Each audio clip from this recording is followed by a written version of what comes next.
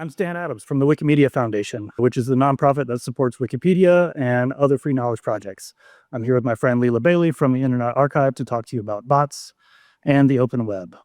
Once upon a time, the web was a vast, boundless place filled with reflections of humanity ranging from the mundane to the bizarre. And even then, there were bots. Google wasn't the first, but it began crawling and indexing the web in 1996. Which led to improved search and helped people find relevant sites and information in this sprawling territory. Since then, there have been a few big changes in how people interact with the web. Mobile phones became ubiquitous, then got smart, and launched the world of apps, pulling us toward a more contained experience, toward enclosure. Apps optimized for engagement, computed for eyeballs and attention. Even web search became less about pointing you outward and more about keeping you engaged in the search interface. More recently, search engines have become answer engines, leveraging capabilities of LLM chatbots to fulfill inquiries and requests through human-like conversational search interface.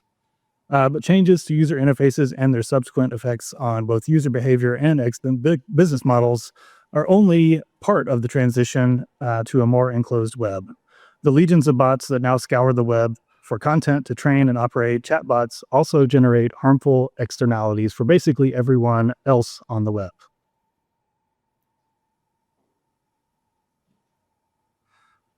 Not all bots behave the same way, but the population is growing and many are poorly behaved by traditional web norms. There are bots that you do see, referencing complex business models to generate summaries and generally acting as substitute for the effort people have traditionally put into selecting, reading, and digesting web content. I won't speculate on what the rise of agents might mean. Already, chatbot answer engines have decreased the volume of human visitors to most sites on the web. The threat of both business model disruption and increasing technical costs has produced a range of responses among website operators and internet infrastructure providers. Some of these responses are more friendly to the ideals of an open internet than others, at least for humans. Things like increasing server capacity and selectively rate limiting poorly behaved bots. Other responses add friction through things like CAPTCHAs, adding friction, and adding costs through things like paywalls, or even limiting access through IP and DNS blocks. Remember, not all bots are bad. Some work to improve access and transparency. You'll hear more about this from Lila in just a minute. But first, let me tell you about Wikipedia's experience. Over the course of 2024, the AI bot Gold Rush, our servers experienced a 50% increase in the bandwidth demands. This elevated baseline of server traffic means we have less capacity to deal with surges. Surges are not new for us. Things like major news events can spike our server loads at any time, and we can typically deal with those without degrading the experience for our visitors. But spikes with reduced capacity overflow mean that our SRE team, our site reliability engineers, work overtime more often. Any increase in server traffic comes at a cost, but bots access the web differently than people. Bots, in particular, are more likely to request pages and files that are not cached. At this point, 65% of this uncached request traffic comes from bots. We've also seen a drop in page views from human visitors. People are still getting Wikipedia content, but more and more often it's summarized and repackaged somewhere else.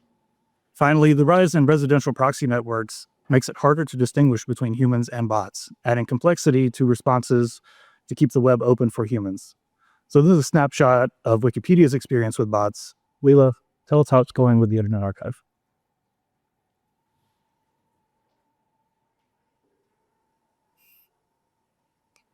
So I have to do both of these at the same time. Okay, great. Hi, everyone, and thank you, Stan. I'm going to start by reminding everybody, because some people don't know, that the Internet Archive is a library. We were recognized as a library since 2007 in the state of California, and last year we were designated as a federal depository library. So that's the role that we fulfill in the information ecosystem. Our website, archive.org, has certainly seen a massive increase in bot activity, much like our friends at Wikipedia. And we've had to actively monitor and respond to those new scraping patterns as they emerge. But the biggest threat to the Internet Archive right now isn't coming from the AI crawlers. It's actually coming from the way websites are responding to them. You may not know that 1,400 other libraries actually rely on the Internet Archive to crawl the web on their behalf.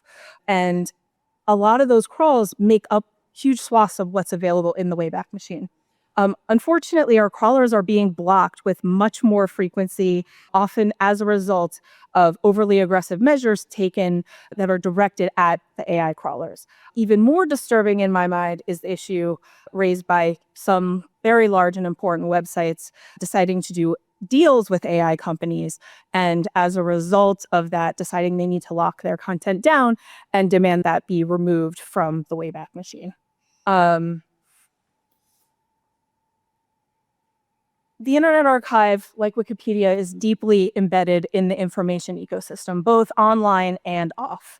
So when libraries like the Internet Archive and the 1,400 others that are relying on us to crawl for them, that has serious ripple effects.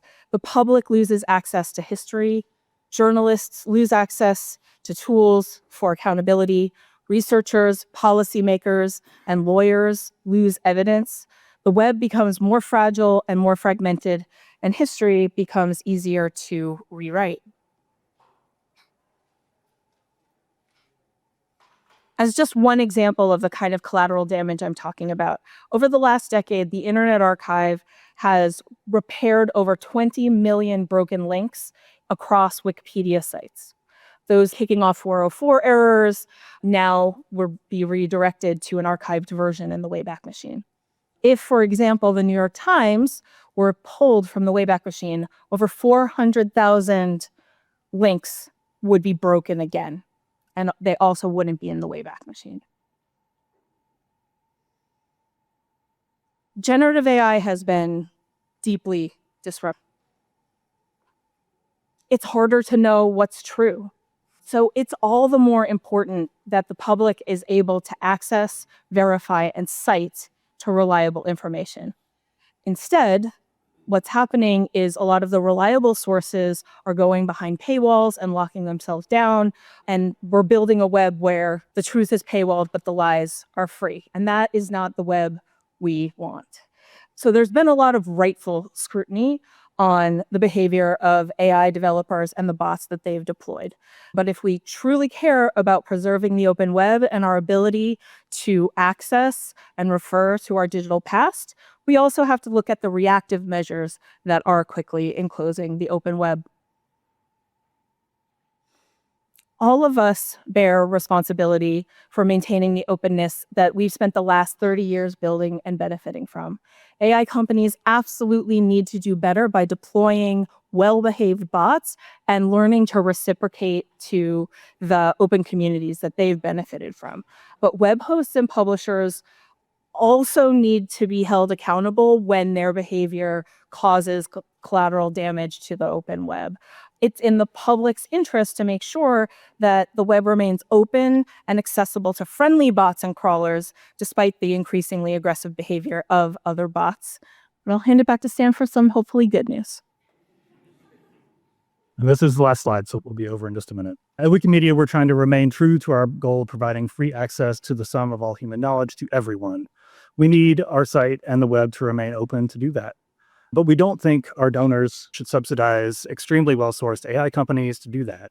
Our enterprise products help with this. Commercial reusers of Wikipedia content get access through high-throughput APIs, and they get to invest in the sustainability of high-quality information Wikimedia volunteers produce and curate. We hope that this can be a model to help keep the web open and free for everyone. Thank you.